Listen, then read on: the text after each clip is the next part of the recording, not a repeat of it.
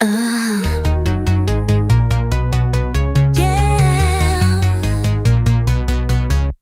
Walking down the street with my honeys, looking all nice like Playboy bunnies. I stumble on a man, I say sorry. He looks me up, down, says, don't worry. Asks me for a date, I say yes. Hands me his business card with finesse. The card's a URL to a website. He says my number's on that page, see it tonight. Front-end developers like to put on shows, flash UI, but performance never grows. Give their junk a touch, it explodes. The likelihood of pleasure no one knows. Erectile dysfunction is the true game. 2 pumps on the mouse, limp shame. Their sites load longer than they could ever last. I get home with the card clutched in hand, get on my laptop, and on the URL I land. A fancy loading spinner, all just a wait. Made with React, didn't realize my fate. 20 minutes later, it's still spinning. This guy's a front-end dev, got a feeling. The fans on my laptop, they go brrr. Finally the page loads, my heart astir. The browser crashes hard, lose it all. Guess he has a small penis after all. Front-end developers like to put on shows, flash UI, but performance never Panda? grows. Give their junk a touch, it explodes. The likelihood of pleasure no one knows. Erectile dysfunction is the true game. 2 pumps on the mouse, limp shame. The sites load longer than they could ever last. Front-end tards think they're code bards. Stupidity they guard, their brain just lard. Performance is too hard, penis thin as a card. All their tools a cope, React, Vite, Vue, no hope. Abstractions for the dope, good code, nope.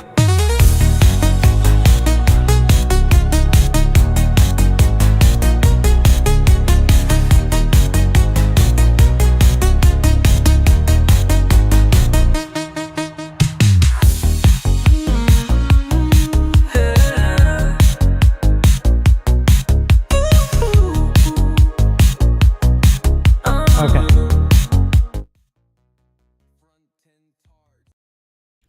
Okay, folks, I'm ready. And there's like nobody watching except for like a few of you. But that's good. And I'll tell you why that's good. I'll tell you why there's so few of you watching right now, and that's a good thing. Because I am so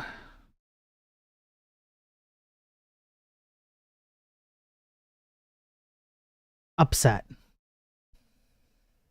I'm so upset. I'm actually upset. In like a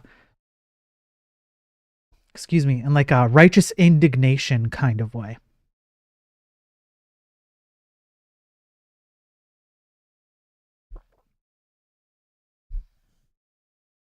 I have some news articles today. This is probably an extremely important set of news articles.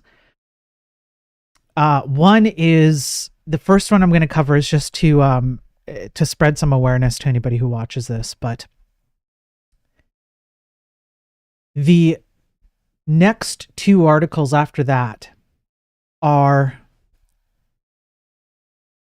so outrageously offensive to me, and they should be offensive to you. We'll when we read these articles, it should become really, really clear that we can't excuse ourselves as an industry, whether you're a programmer like myself, and I fail in this regard as well. I'm also as responsible as any of you are, although I would argue less so than some of you smooth-brained idiots out there. Okay, that was a little meaner. I'm just joking. No, most of you are not idiots. And that's kind of the problem. Up to managers and executives, it doesn't matter who you are in this industry. We're causing a great deal of harm. And I'm going to go over some extremely depressing stories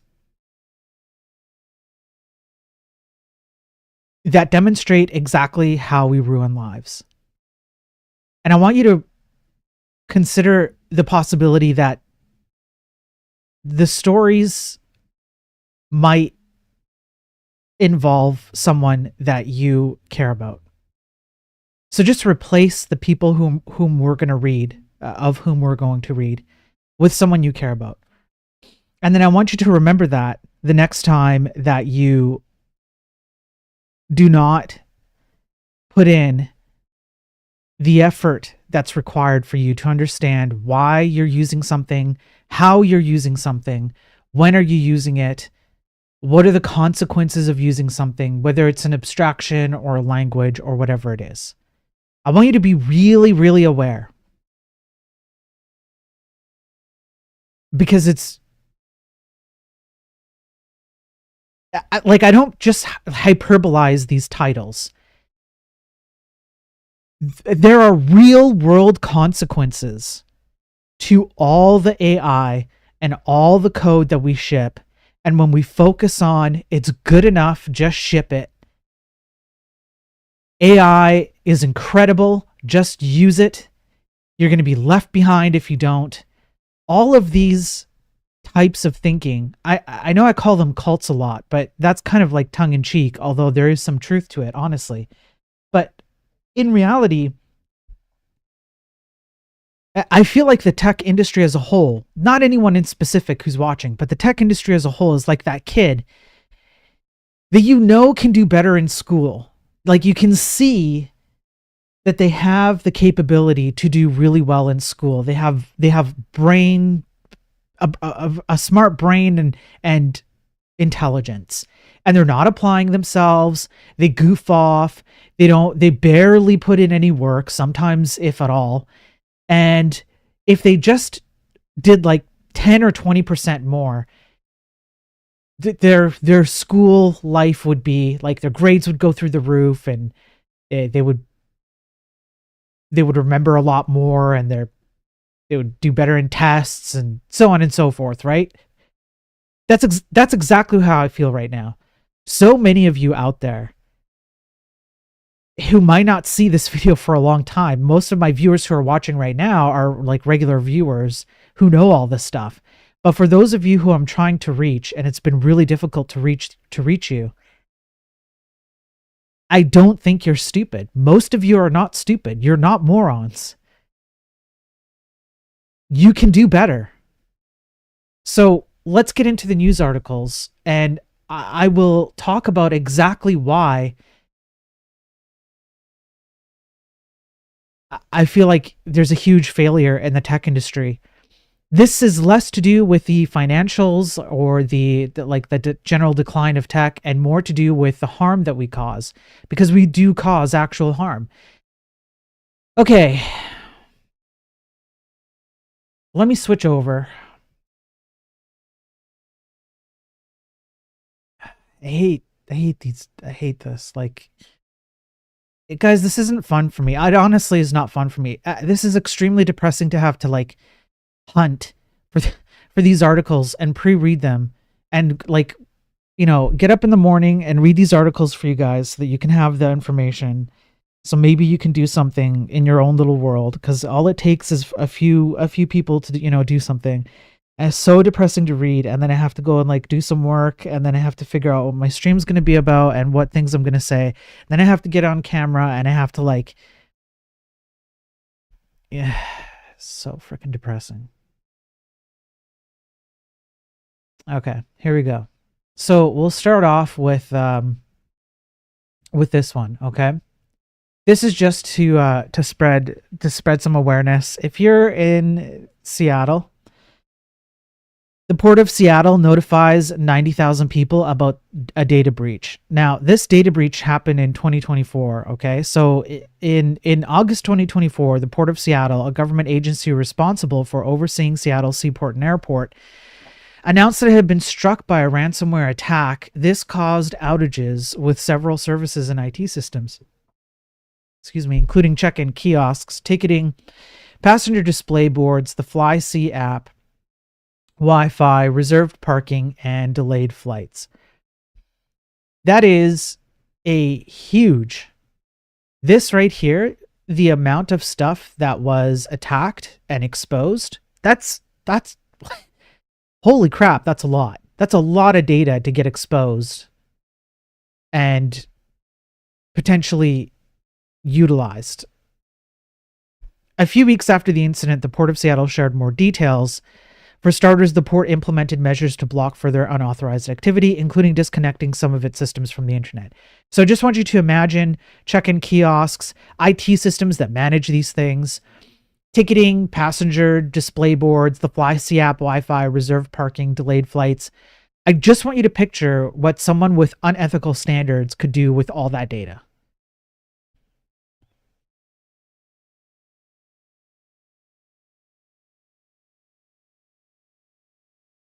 That's a gold mine.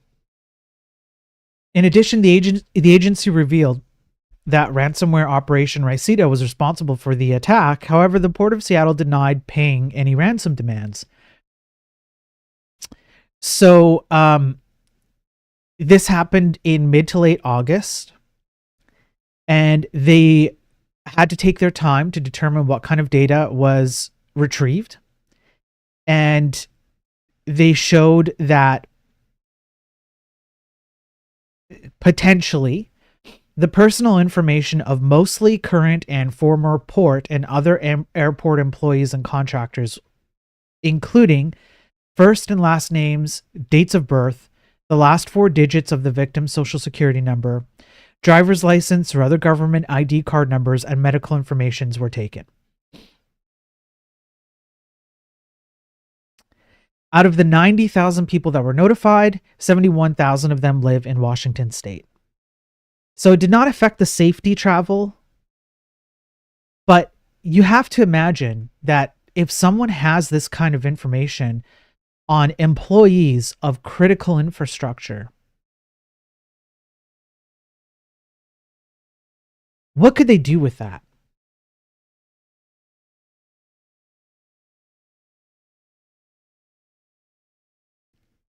I almost don't want to read the next 2 articles. I'm being genuinely honest here, because it's such an embarrassment to my craft. And it's so depressing. I almost...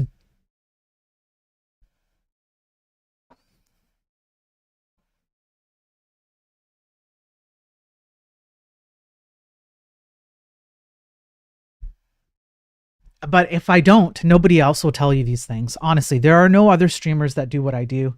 Nobody else gives you this information.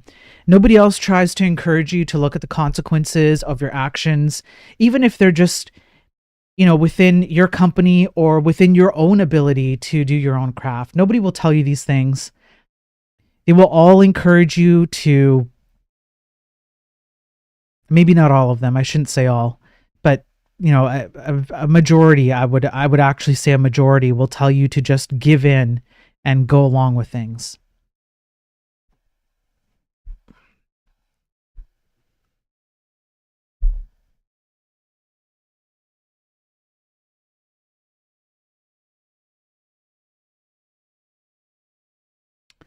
Hackers have hit major super funds. A cyber expert explains how to stop it from happening again.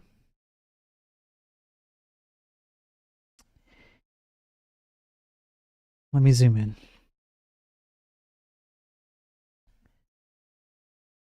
7 of Australia's biggest superannuation funds have suffered a suspected coordinated cyber attack, with scammers stealing hundreds of thousands of dollars of members' retirement savings. So there were a few companies targeted. Australian Super appears to be the worst affected. It has roughly 3.5 million members and manages more than $365 billion in retirement savings. In this cyber attack, a handful of its members have lost about $500,000 in combined savings.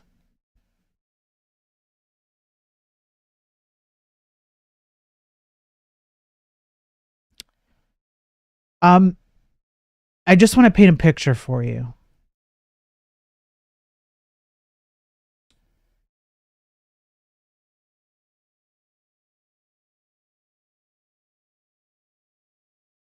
No, let's keep reading for a minute. Australian Super is reportedly assisting authorities to recover the money. It is not yet confirmed if any remediation will occur. It's not yet clear whether the affected accounts had mandatory multi-factor authentication for login or money transfers, but this is a crucial measure to reduce the risk of similar cyber attacks happening in the future. The details are sparse, but we know it happened in the early hours of last weekend. Nobody would have noticed anything. The cyber criminals somehow obtained stolen passwords, either from the dark web or other hacked websites, and we've gone over exactly how these things operate and how people get access to passwords. This, for example, here, the Port of Seattle breach, is a great way to gather information that leads to people's passwords. I don't need to spell out all the steps, but you can see how accessing someone's data, government IDs, medical information, etc., would give you a leg up on determining that person's password and having access to it. And then you never know what it'll have, what doors it will open for you, including like this. They then use these passwords to try to access people's superannuation accounts. In a statement, the chief member officer said scammers had accessed up to 600 customer accounts to log into accounts. These are different from other attacks. Now, this is the part where it gets really depressing. There have been cases in the past of people being scammed out of their retirement savings. For example, in 2020, Australian man Lee Braz lost all of his retirement savings worth $180,000 to scammers. The scammers used fraudulent documents to trick his fund, Intrust Super, now owned by Hostplus, into authorizing the transfer. After a 4-year legal battle with the fund, Braz retrieved 1/3 of the money he had lost. However, this amount didn't cover his legal fees. And I'm going to stop there.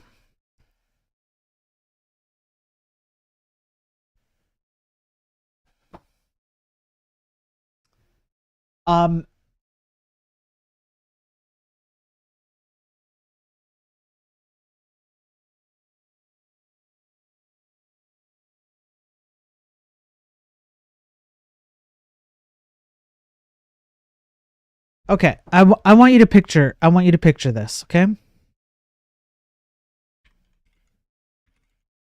No,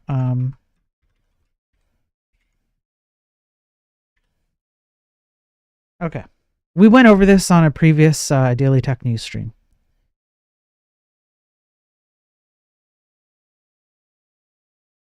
Is this a good one to use? Let's go with this one. Let's go with this one just for the sake of argument here, okay? God, this is so depressing. I hate talking about this.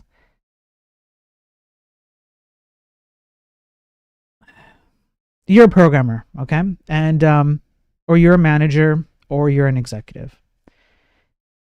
Here, let me paint a picture. Just a sec. Okay. So you're a programmer, you work at a company, and you're building out a feature.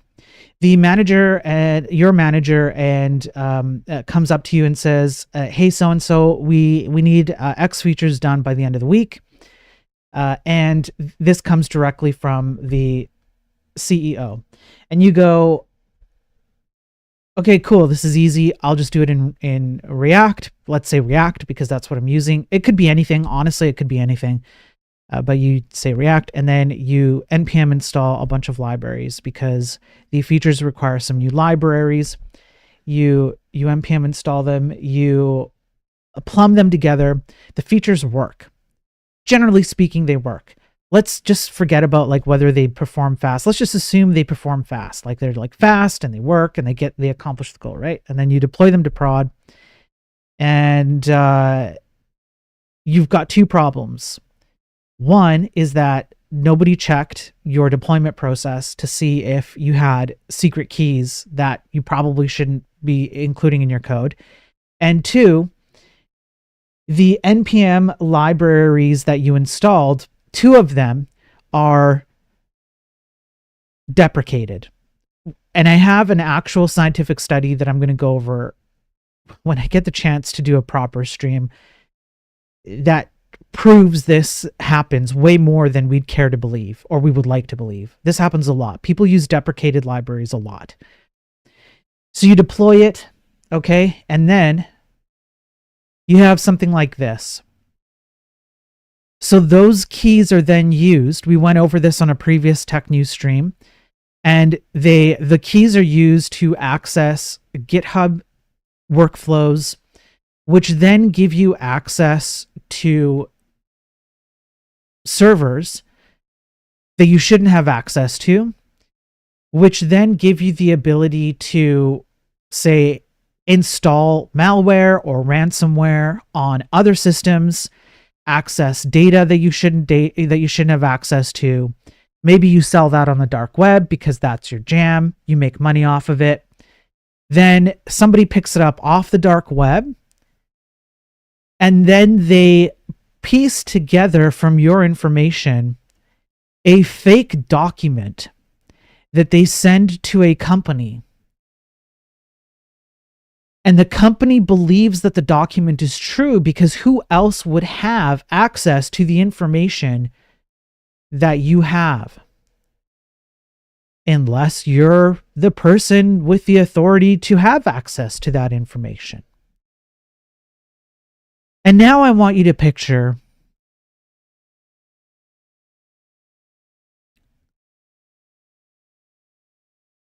you're, say, 50, maybe 60 years old.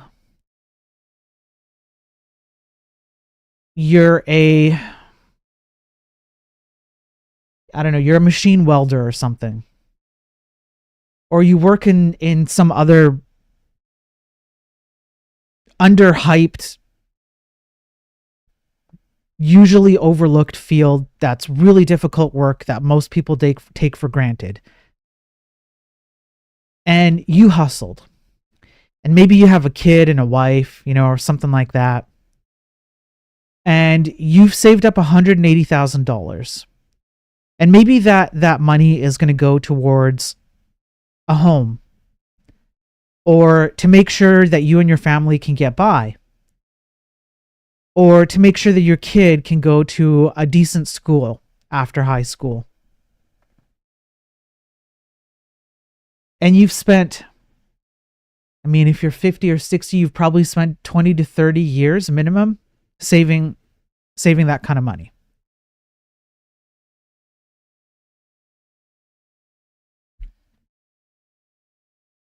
And you go to work, and for about a week or two, you don't even realize that the money is gone.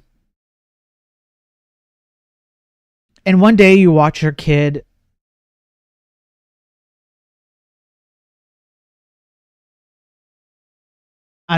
bring home an A from school.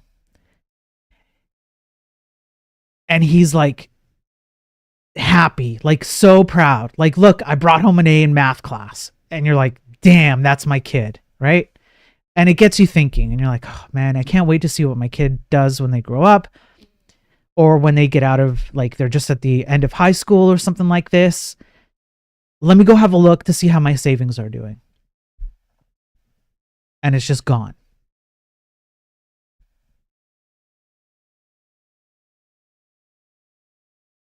That money really mattered to you.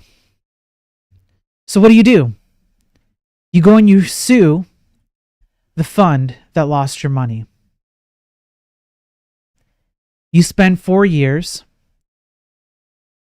You can imagine what the legal fees are like.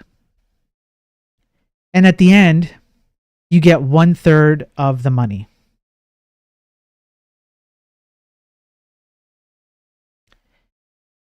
And the money that you get back don't even cover your legal fees. Which means at the end of it all, you have to pay out more or nothing. Because some programmer either wasn't equipped to understand why the library that they used in the example I gave, or why it's important to understand basic security configurations, or why the insert abstraction or obfuscated mechanism here, they didn't understand why it was bad and what the consequences of that could be. And it might seem funny when I'm on here and I make, over the top statements and, my conspiracy theories that the scammers like this love it when we use stupid abstractions and AI slop. But I really do mean it. Because that's how these things operate.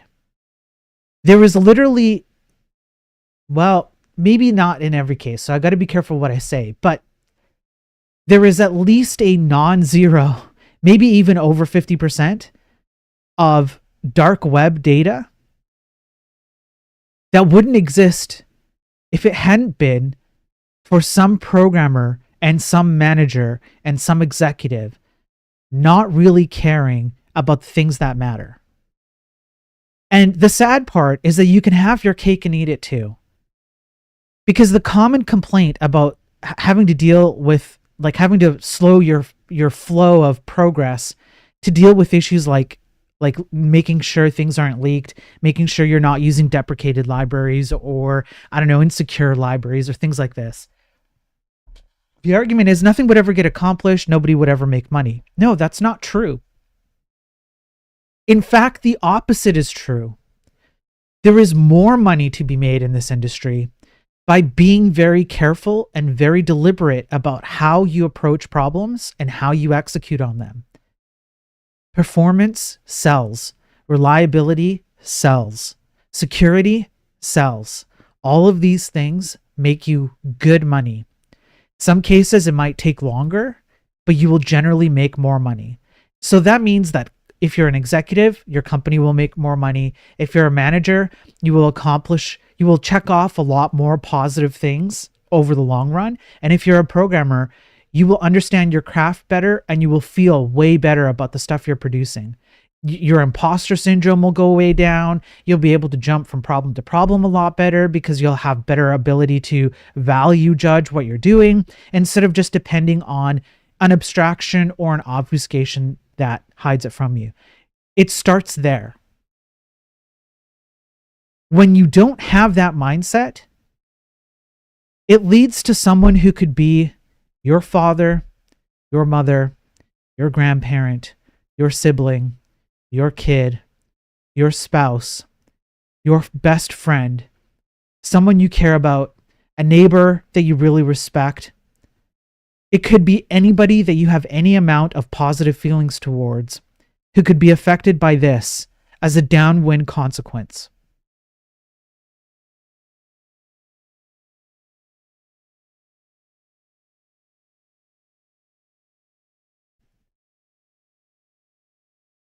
Now, if you're someone who loves AI, you're also culpable for your stance on AI. And you have to be careful with it because AI has its place as well. But a lot of AI hypists just choose to willfully ignore the consequences of AI. What are the consequences of AI? I don't think there's anything more we need to go over on this one. I almost don't.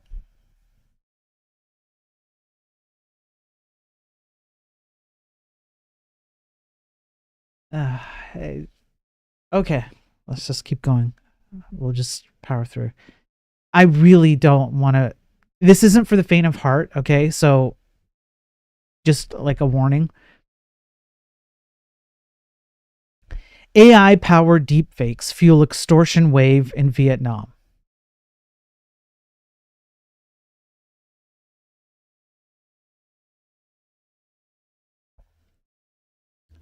We've talked about some of the deepfake scams that are out there. For example, we went over an article on the Daily Tech News stream. I can't remember how long ago now, maximum 3 weeks, 4 weeks, because that's how long I've been doing it. And we saw how scammers will put a deepfake AI face over their own face during video interviews for programming jobs in companies that have a lot of different security clearances or data that scammers would really like to get access to.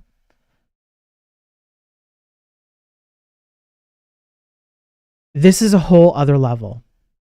This is a disgusting, pathetic, bottom of the barrel.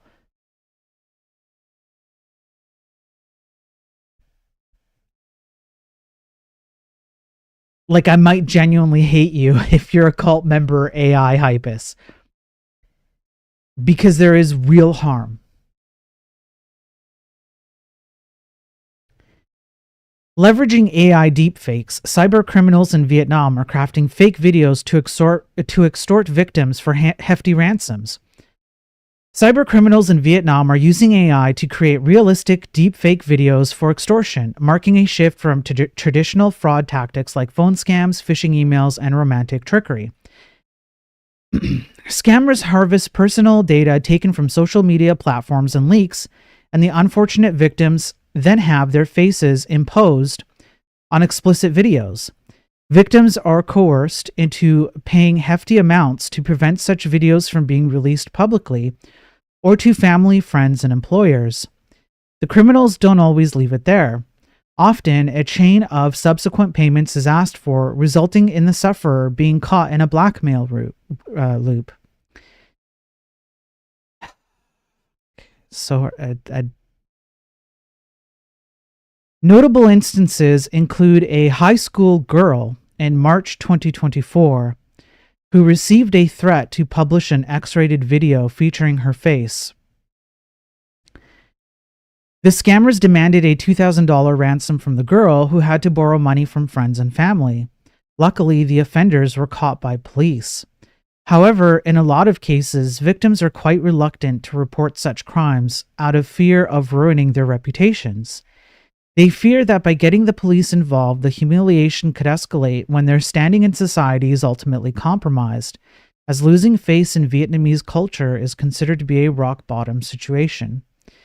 This reluctance to operate allows the cyber criminals to operate more freely, thus casting their net wider and becoming more sophisticated in their tactics. In early 2024, fraudsters targeted celebrities and top-tier entrepreneurs to humiliate them, but now it appears that the public is at increased risk of being manipulated. Police are urging the public to use more sophisticated passwords, limit personal information sharing online, and report any suspicious activity immediately. I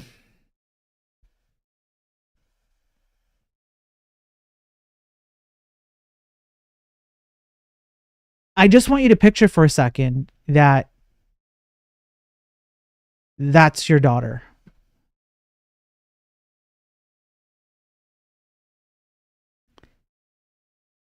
And maybe she didn't tell you because she was too embarrassed. Or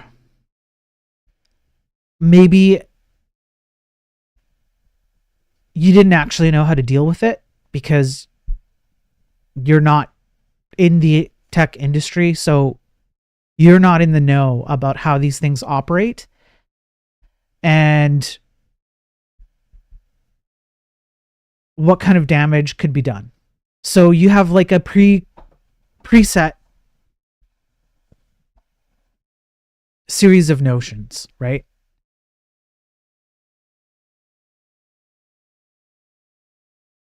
Now I want you to expand on this, and I want you to really, really think about how you could make money doing this if you are a sick and twisted individual.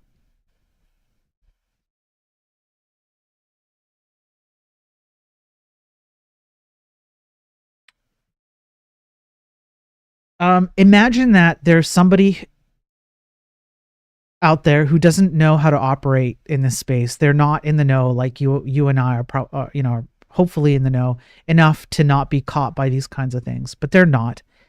There's a huge amount of pressure and embarrassment. You go to them, you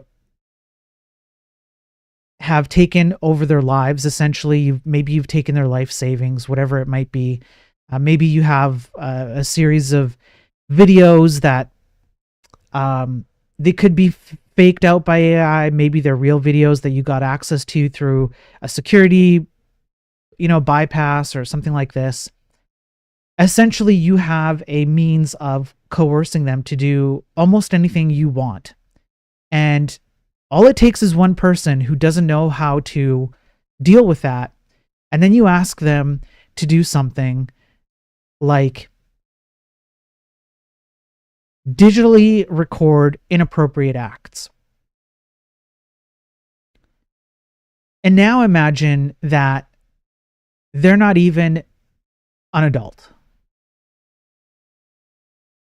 And then imagine you have a series of buyers who are willing to pay top price for that kind of data. Let's put it that way.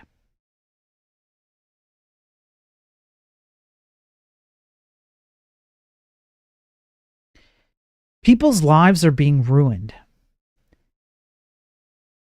Literally being ruined.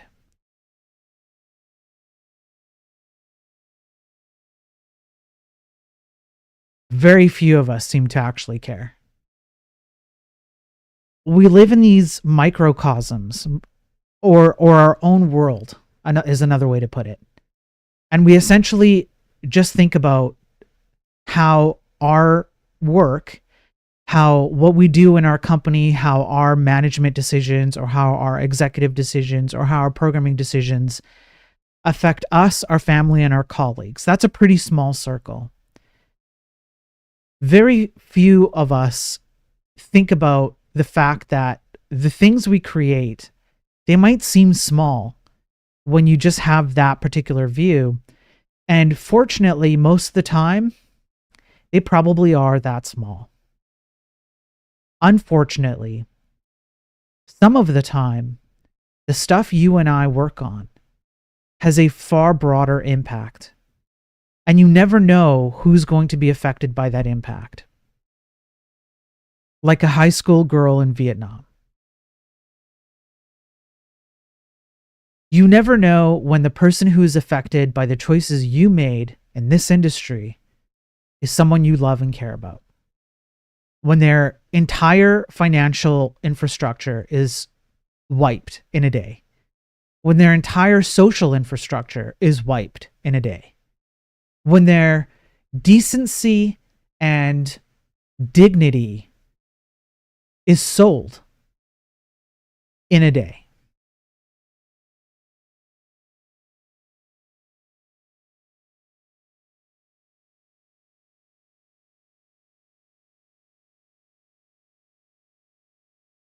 So just take a minute and really think about that.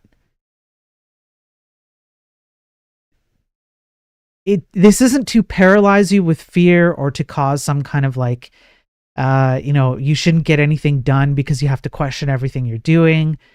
But it honestly would not take a lot of effort to greatly diminish the prevalence of these kinds of issues.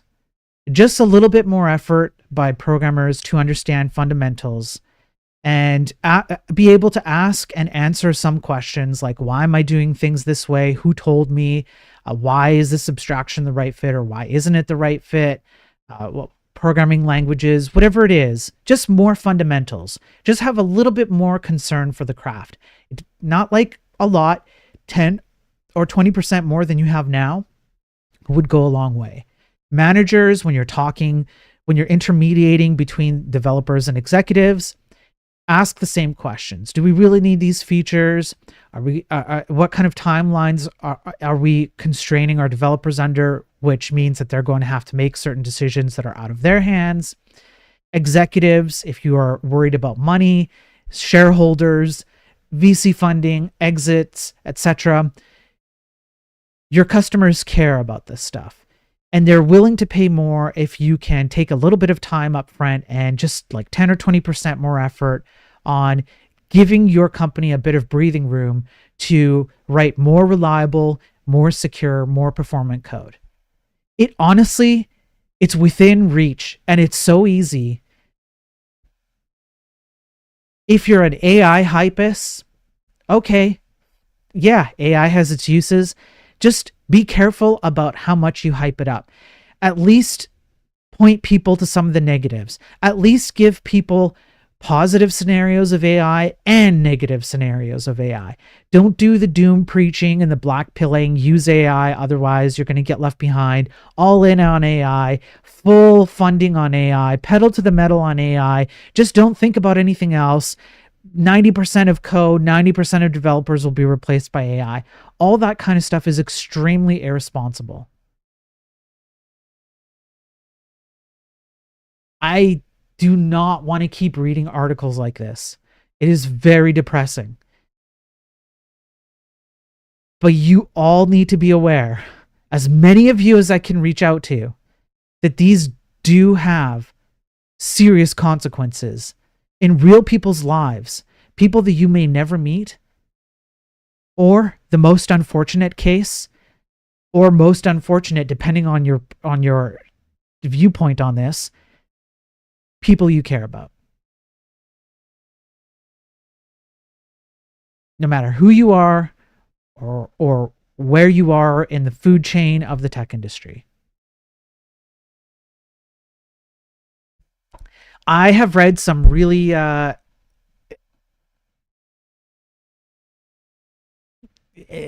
depressing articles. Yeah. Anyway, I don't want to keep doing this stream anymore. Just because of all the stuff I read today and some of the rabbit holes I went down. I'm done. I'm done for the day. That's it for the stream. I can't keep going. This was so depressing. I can't do it. But I hope at least, yeah, I'm not even going to read chat. I'm sorry. I just can't. I do not have the energy. This like completely sucked all my energy. Thanks everybody on chat, on all the different platforms. Look, if you want me to keep doing this, I will keep doing this. If you like the message I'm spreading, and trying to encourage people to dig a little deeper, and encourage people that we can do more and that we can do better, help me out. Unfortunately, as much as I think algorithms are a cancer to society, they do exist, and I have to play within them, but I can't do it by myself. So help me talk to more people about this kind of information by doing the likes and the subscribes and all that stuff on all the platforms: YouTube, Rumble, Twitch, LinkedIn, X, all of it. Help me out. The more that you engage with that free stuff, the better. You don't need to send me money. If you want to help me financially, then just send me some work or something, or like, I don't know, something. I'll work for the money. I'm not doing this for the money, but I do want a lot of people to see what I'm presenting here, because I think it's extremely important. So help me out with that. And yeah, that's it. That's all I got. Okay. Thanks everybody. I really do appreciate everyone being here. And Byfask, Battle, Ghost, Pure. I hope you're doing well, Pure. It's good to see you. Owen, good to see you. Laughly, good to see you. All the people whom I can't see who you are on like YouTube and X and all that. That's, yeah. Have a good day. Have a good night, wherever you are, whatever you're doing. I will be back tomorrow with hopefully a few nicer articles. And I don't know when my next big video game stream is going to be. I thought it was going to be Sunday. It just didn't work out. I want to do one really soon, because there's a lot of positive stuff to go over there that will make me happier. But I'm not happy right now. So that's it. Peace.